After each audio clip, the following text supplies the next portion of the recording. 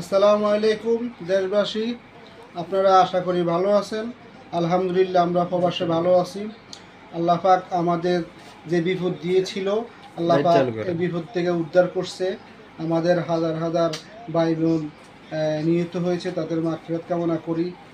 যারা ক্ষমতা আসবে, আমার নিজস্ব একটা বাসা, যারা ক্ষমতা আসবে এই বাইগুলার ফ্যামিলিগুলো যেন তারা দেখে, এটা আমার একটা আবেদন।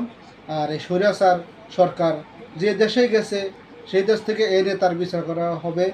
আশা করি যারা ক্ষমতায় আসবে ইনশাল্লাহ আমরা জনগণ আগামীতে এরকম পরিস্থিতিতে পড়তে না হয়, কোনো সরকার কোনো রাজনৈতিক দল কেউ এসে যেন এগুলো না করে, এদিকে খেয়াল রাখবেন।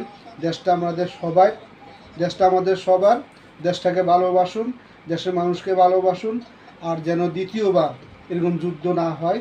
এরা এই 2024 সালের মতো যারা রাজনীতি করবেন তাদের চিন্তা ভাবনা করে করবেন, দেশের মানুষের কথা চিন্তা করবেন, দেশের মানুষকে ভালোবাসবেন, দেশের জনগণকে নিয়ে আপনারা যেভাবে ভালো মনে করেন সেভাবে দেশ চালাবেন, একা কোনো সিদ্ধান্ত নেবেন না।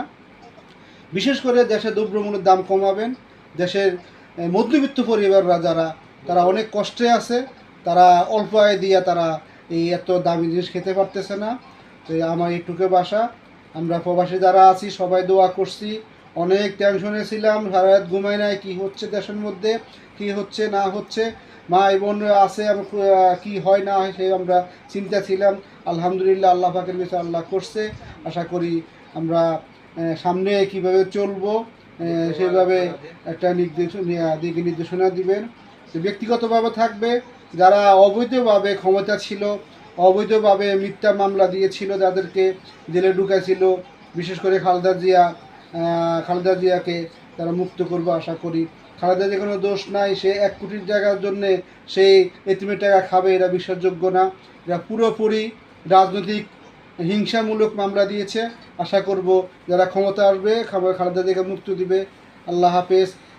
দোয়া করবেন আমাদের জন্য। বাংলাদেশ জিন্দাবাদ, জিন্দাবাদ, বাংলাদেশ চিরজীবী হোক।